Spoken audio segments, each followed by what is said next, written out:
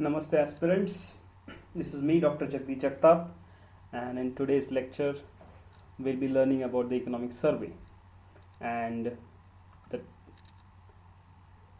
agriculture topic in the economic survey.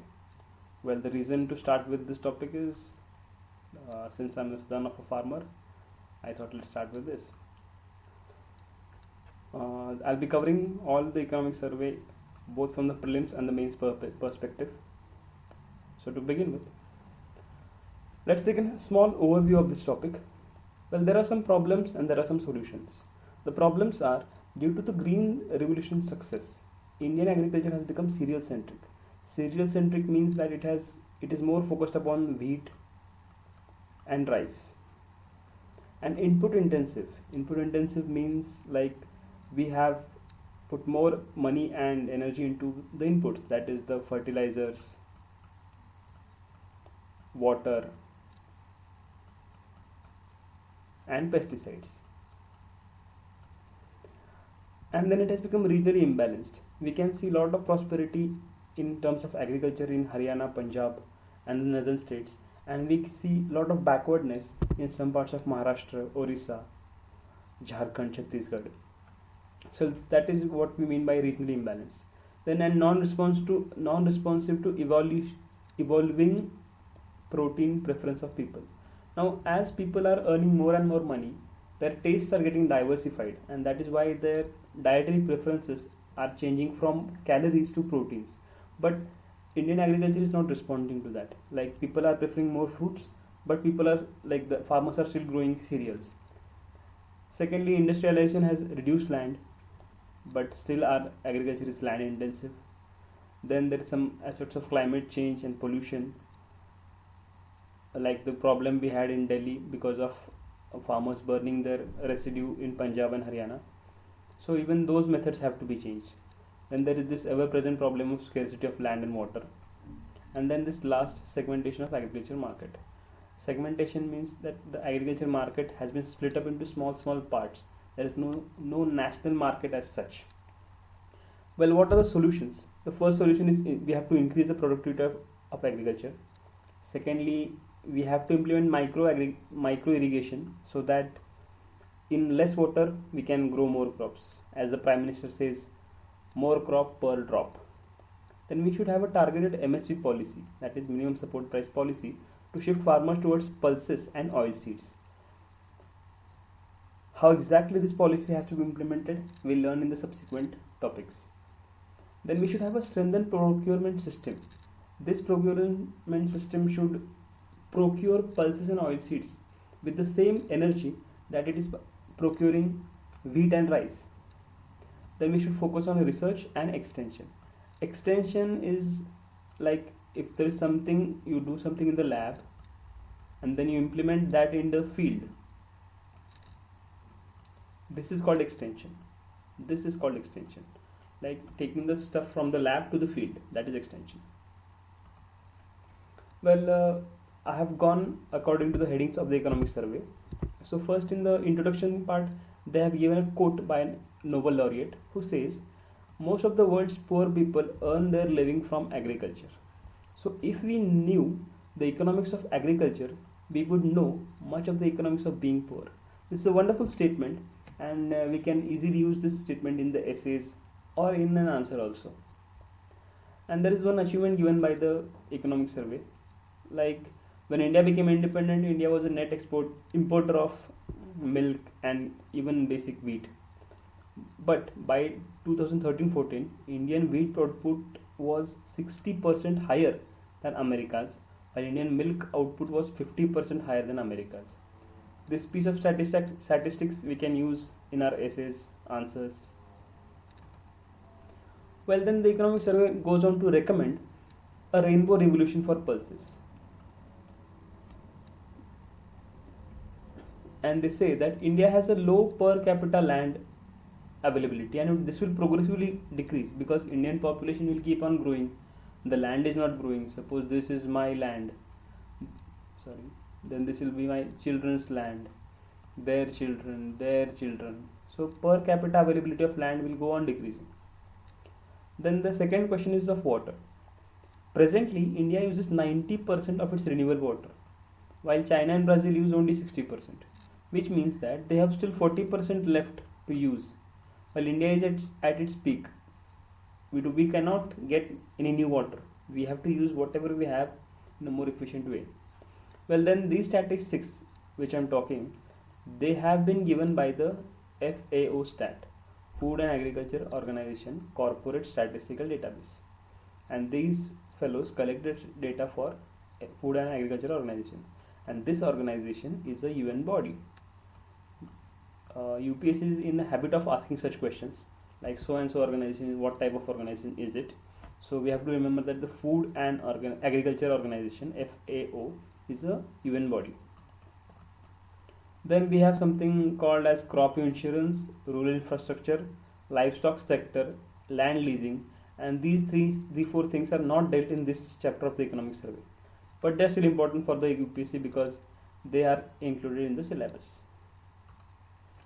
Well, let's come to the first important thing, productivity.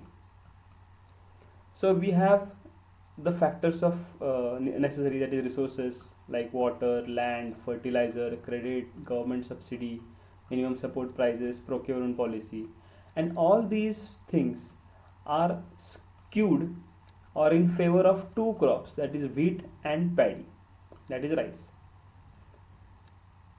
But despite this, Indian wheat productivity is lower than the world average. Only Punjab and Haryana have a higher productivity than the world average. In case of paddy also, that is rice also, all states have lower yield than China. So in spite of putting all this effort here, our productivity is not that much. But poor pulses, it's an orphan crop.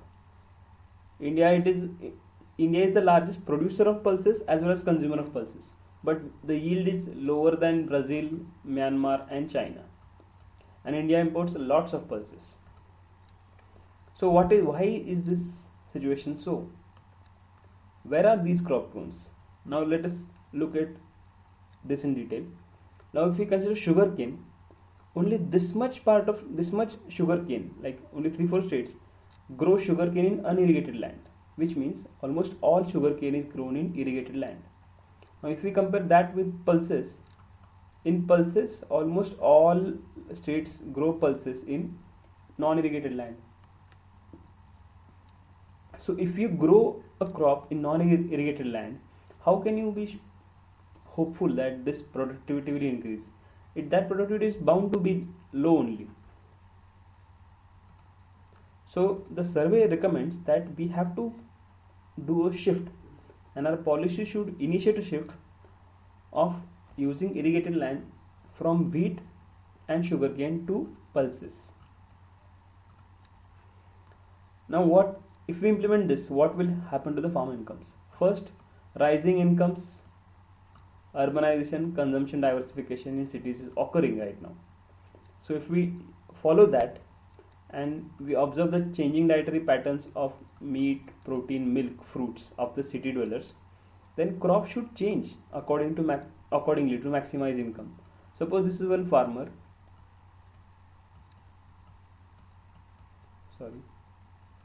and these are city folk.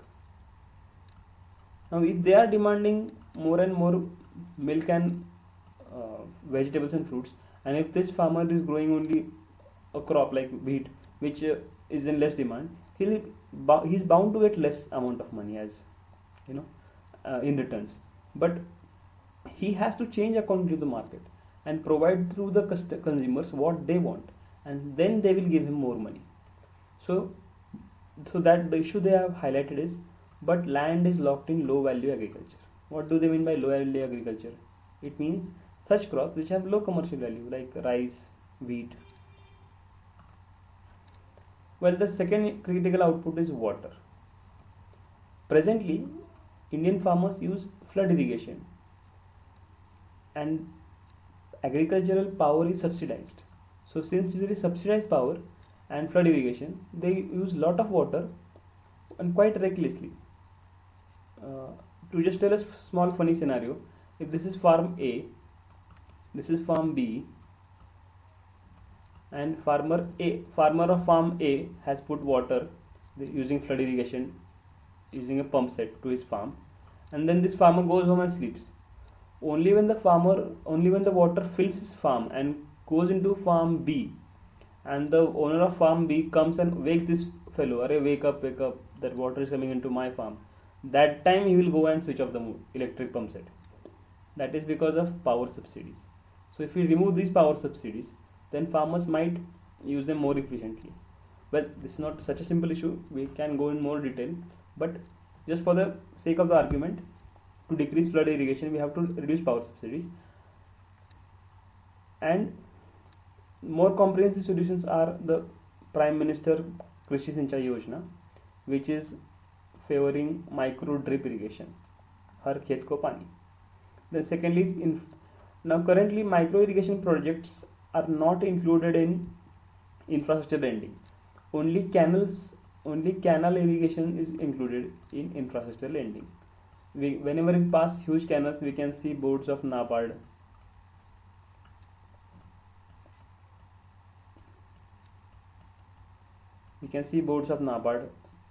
And that is because NABARD has lent money for the canal construction. But similarly, money is not being lent to micro irrigation projects. So these two have, like, this new category has to be created for micro irrigation projects, so that people can receive funding for implementing them. Moving on, the economic survey does lots of comparisons between India and China. So let us see this also. It's an interesting comparison because India uses 2 to 4 times more water to produce 1 unit of major food crop in comparison to China. And what kind of crops are we producing? We are producing water intensive crops like cotton, rice, sugar, soybean, etc. And what is China exporting? China is exporting processed foods, vegetables and fruits. Now if we look at these crops, like, to produce 1 unit of that crop, how much water is required? If we take that into account, then India becomes a net exporter of embedded water. By embedded water we mean that, suppose this is 1 grain of wheat, and this is 1 vegetable, so 1 fruit. So if I have to grow 1 kg of wheat, I might need 100 liter of water. And if I have to grow 1 kg of fruit, I might need only 50 liter of water. So here wheat becomes more water intensive, and 1 kg of wheat has 100 liter embedded water, and 1 kg of fruit has 50 liter embedded water. So this wheat becomes more water intensive. Now India exports such crops which have more embedded water. So if we do a calculation, India is a net exporter of water, while China is a net importer of water. So that is really bad for us, because we are exporting water out of India via our crops, while China is doing the reverse. Then there is a NASA report which says that India's groundwater is being depleted at rate of 0.3 meters per year. This is a really phenomenal rate. Well, then the survey moves towards micro irrigation. What are the benefits? What are the issues which we are facing, and what are the remedies? Benefits are obvious. Less water will be used, less electricity will be consumed. There has been observed an increase in yield, that is 45% increase in yield in wheat, 40% in soybean, and 20% in gram. Then if we use a method called as fertigation, then less fertilizer will be used. Fertigation is nothing but if you have this tanki and this pipe which is giving drip irrigation,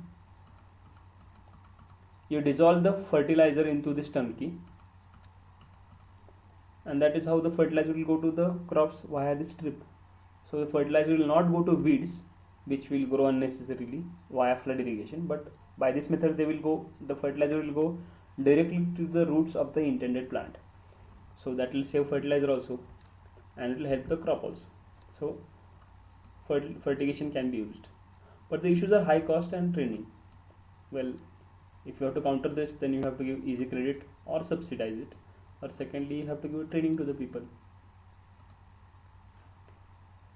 Let us move on to the policies. Now this is interesting because this minimum support price, government declares it for 23 crops, and for sugarcane there is something called as fair and remunerative price for sugarcane. But farmer awareness is high only for wheat, cotton and paddy, and even this is uneven. Like a farmer in Punjab will know about this, but a farmer in Orissa will not know about this. So there is an uneven knowledge of this MSP, and procurement for these crops are high. Like government readily procures crops like wheat and paddy and cotton, but lesser awareness for pulses. Like pulses के बारे में होता है, there is a MSP for pulses also, but no one knows this, and there is low procurement. तो अगर एक बंदे को पता भी है कि यह पल्सेस के लिए है, तूर दाल के लिए है MSP, लेकिन अगर गवर्नमेंट उसके खेत से तूर दाल ले ही नहीं रही है, तो उसको क्या फ़ायदा उस MSP का? So procurement should also be there. So this whole policy has resulted into a situation where we have overflowing stocks of wheat and paddy rotting away in FCI godowns, and then in case of pulses, tur dal becomes so costly. There was a standing joke circulating.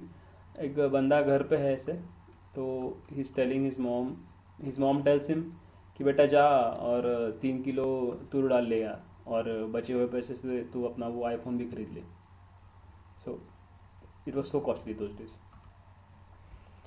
Well, then we have to provide some solutions how to rationalize this MSP policy. The Niti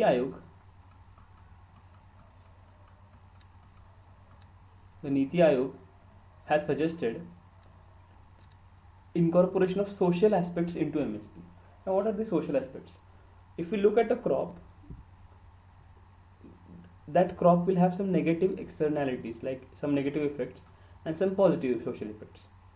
So the negative effects might be, if we take sugarcane, negative effects might be high water consumption, fertilizer requirement is high, it degrades the soil, then you burn the residue, it causes pollution. So all these are negative externalities.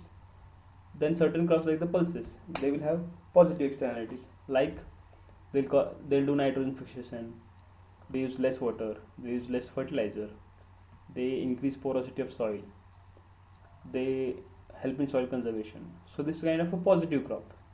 So you have to factor in these things into their minimum support price.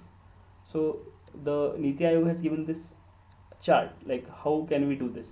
Let us just take one example. So if you take sugarcane, and the market price of sugarcane is suppose 90,000 something, but on social returns its price should be only 82,000. So this is what the Niti Ayog is recommending. And so let us take a crop like the chickpea. So if the crop is having a market rate of only 2600, but because of its high social contribution, it should have MSP of around 5200. So this is like a scenario where the social benefits of that crop will be included into the MSP. And then the Niti Ayog has suggested one more idea to implement, that is the price deficiency payment. According to this, the government will pay 50% of the difference between the MSP and the market price, to the farmer in case the MSP is higher than the market price and farmer has to sell at market price. Suppose this is one farmer, he goes to the mandi, and there the price is less than MSP.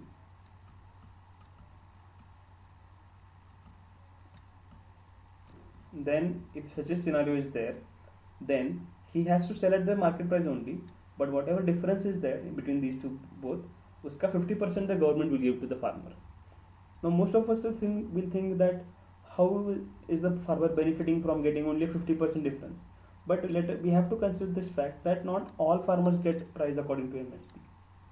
But if we implement the system, all farmers will get payment via direct benefit transfer, and this will keep the subsidy bill low, and it will be in line with the WTO obligations. Well, One more area which is been highlighted by the survey is that agriculture research and education. Now, India's national agriculture system National Agriculture Research System comprises of the Indian Institute of Agriculture Research and other central research institutes set up by ICAR, together with this agriculture research universities, and all of them in combination played a wonderful role in the Green Revolution. But there are three problems currently. First is there are very less number of students studying in agriculture universities, with the exception of Punjab and Haryana. Secondly, agricultural public funding in India is lower than even China and even Bangladesh.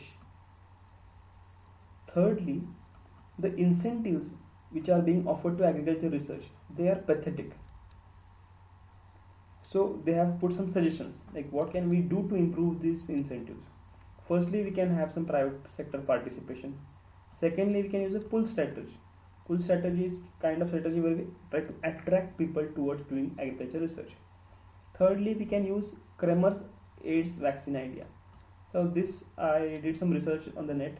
So this is actually what this Kremer fellow suggested, that even before we discover an AIDS vaccine, we have to sign a contract with a company to buy that vaccine. Now, if you sign a contract with a company to buy a vaccine even before when it is developed, then the company knows for sure that if it develops this vaccine, it can get this lucrative contract. So it will double its efforts to get that, to create that vaccine. So the economic survey is suggesting that use the same principle for agriculture research in India, for newer seeds and newer varieties of um, crops. Then they have put one more idea, that is seed replacement ratio. This ratio is, we have to remember this ratio because the UPSC might ask in the prelims. This seed replacement ratio is the percentage of area sown using certified seeds instead of farm seeds. Like जो traditionally घर में ही बचे seeds थे उसके बदले they have to be removed and they have to be replaced by some standard quality certified seeds. But that ratio in India is only 19 to 34% in terms of pulses. This is for pulses.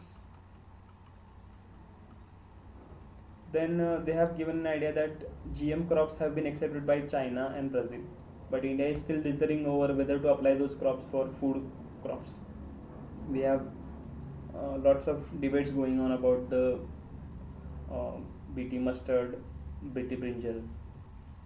Then the economic survey says that we should use cell phones to make people more aware about the MSPs, government policies, and best practices in agriculture. Then they also go on to suggest that India should use, we should use cheaper drones for photographing of the crops, so that we can make farmer aware of diseases spreading on his crops even before he can see them. So these are the ideas. We can use them in our essays and answers, because if the survey is mentioning them, then why not me? Well, then why the agriculture universities are being plagued? Like which all problems are there? Now these are common. You can apply them to any university in India. Resource crunch, difficulty in attracting talented faculty, limited linkage and collaboration with international counterparts, then weakening of the lab to land connect, that is extension, and lack of innovation. Then there is something called as market failure for agriculture output, or also called as market segmentation. Market segmentation means that India is divided into these small markets. There is no uniform national market. Now such a kind of national market segmentation is bad because it prevents competition, when it prevents efficient resource allocation, it prevents decrease in intermediaries, it prevents specialization in subsectors. When the United States of America achieved market integration of agriculture, it resulted in 90% increase in the output value of the total agriculture production. This was a phenomenal achievement. So if we can achieve even half of this, it will be a wonder. So what are the causes for this market segmentation? First thing is remoteness. The places are in remote places, so their connectivity with the central towns and railways is not achieved. Second is power of intermediaries. These intermediaries, these agents and the commission agents, dalals, they have lots of power. They don't want a uniform market, because what they do, they will buy at some place from a poor farmer a crop like onion, and then they'll store it somewhere, and then they'll sell at a very high price when the market is high. So if there is a single market and this intermediary is removed, then this farmer will directly sell to the consumer, which these intermediaries don't want. Thirdly, type of crop. Now if the crop is perishable, then the farmer has to sell it ASAP. Then availability of storage facilities. If storage is available and it is a cheaper rate, then farmers can keep it in the storage facilities. If it is not available, then they'll have to do some distress selling. Then degree of private sector participation. If there is healthy competition and private sector participation, it will be beneficial to the farmers. Now this market segmentation results in large difference of price for farmer and consumer. Farmer को 10 रुपये मिल रहे हैं, consumer is paying 1000 rupees for a same crop, and this middleman is getting 990 rupees.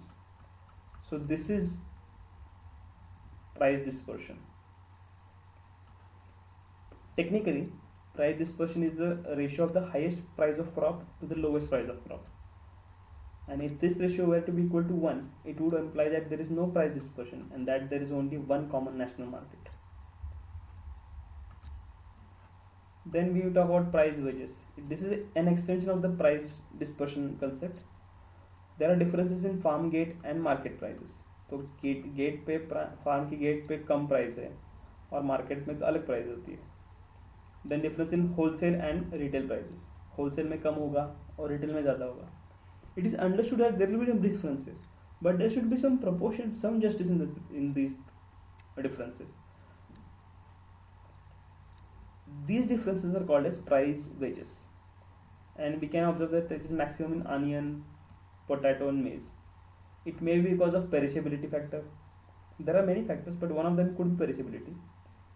And this lack of market integration hurts the farmer most. So, the economic survey concludes that India needs one national market for agricultural goods. And in the last, they make a statement that nearly 70 years after independence, India is still far from being one nation in agriculture. This is a really wonderful statement, and we can use it in our essays. I hope you like this podcast. I'll be making a few new videos about the economic survey soon. Have a great day ahead. Thank you.